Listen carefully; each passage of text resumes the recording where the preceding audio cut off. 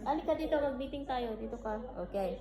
Ikaw, dahil ikaw ang kabakitan, ang targetin mo yung wallet.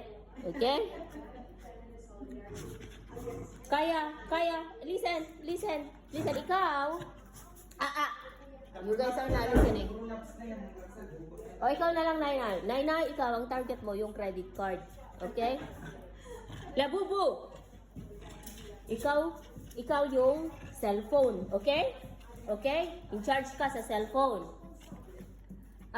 Ikaw, Kowa, aliwin mo yung bisita. Okay?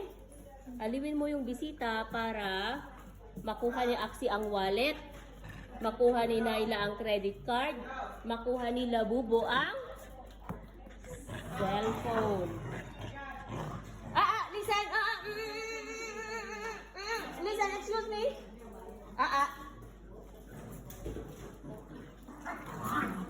Mga attitude, itong mga empleyado ko.